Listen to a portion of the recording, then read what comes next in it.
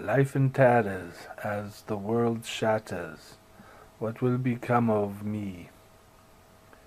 A mother and her two children struggle to survive in a post-apocalypse Earth. She attracts the attention of scavengers. In the shootout, she is helped by a stranger. And once they reach safety, the stranger takes off her tactical command helmet to reveal that she is a woman warrior, Becca Darling. Thank God it's a woman, thinks the mother. I need to gather intel, find out as much as I can about this mad world. Becca is not happy. She scolds the mother. Then she begins to leave. When the mother says, "Please, would you honor us and break bread with my family and I tonight?" So Darling agrees, and at dinner, the stranger meets the mother's two children. "This is it?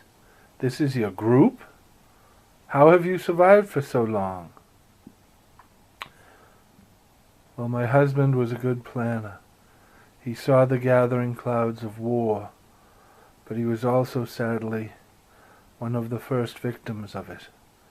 So the kids and I were able to go underground and stay underground until this spring, when our supplies began running out.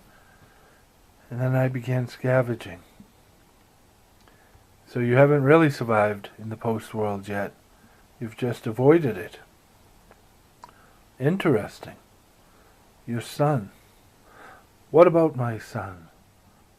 "The Biden plague. It wiped out 98% of the men on our planet.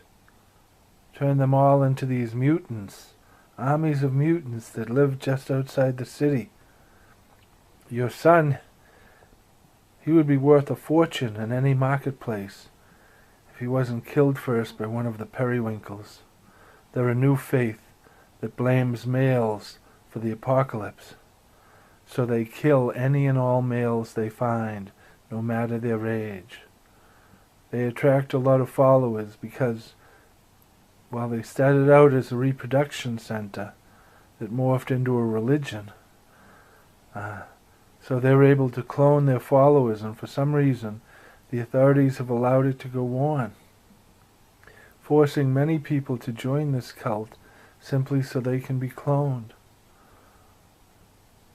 We've been able to survive the city-state of Damascus by cloning the ruling class and letting the rest of us age out.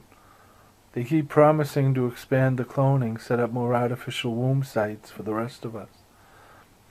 But nothing is ever done, just more talk.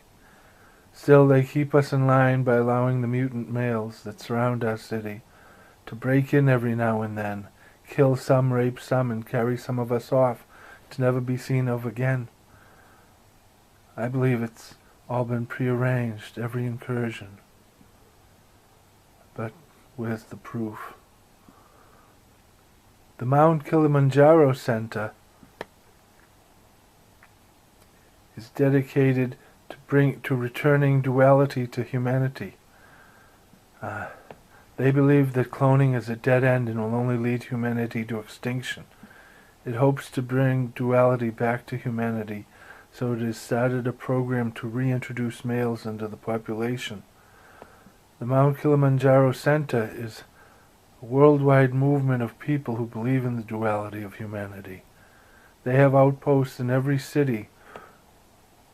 We could reach the one here in this city here tonight, and they could spirit us away to their home at Mount Killamanjaro, if that is what you want. If not, I am sure any marketplace there are women who would give you any price you asked for your son. But the only way you can keep your family together is if we make it to the Mount Killamanjaro Center. Geez, that jumped a little. Now I gotta find out where the hell I am. Come on. Okay.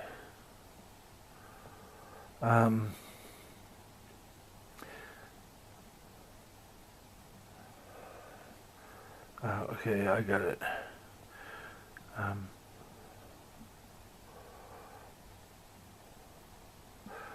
We could reach you tonight and you could be spirited away.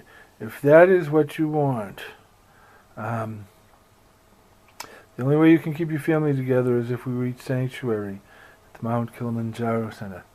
If I thought it was safe, I would tell you to stay here until I return with MK soldiers, but I do not. So it was agreed. All right then. The center is 10 blocks away. We must be on guard. You must remember that it is when you feel safest that is when you are the most in danger, because women hunt like spiders. Men hunt like snakes. They fight to reach the Mount Killamanjaro Center and discover that it has been infiltrated and taken over by the periwinkles. When the mother, her kids, and the stranger reach the safety in the tunnels, the stranger, Becca Darling, takes off her command tactical helmet and starts weeping for her sisters. They're all dead! Just then a rock lands near them. They look up startled towards the shadows, and one of her sisters emerges. She and Darling, they embrace.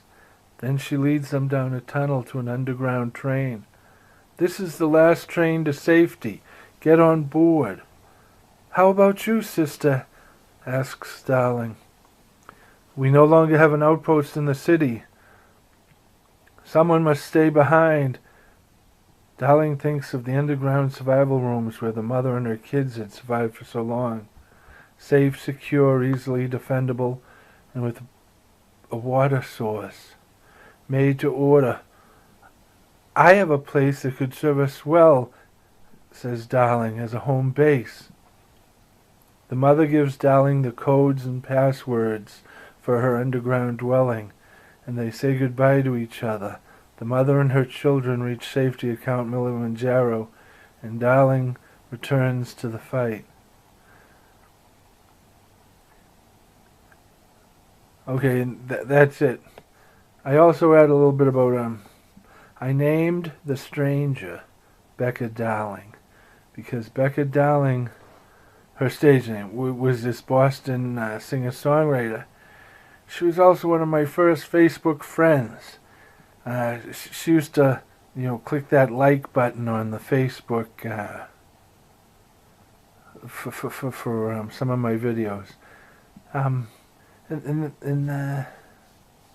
Unfortunately, she passed away. Her mother went on her page afterwards and posted that she passed away due to a bad reaction to her medication. That's it. Thank you very much for listening.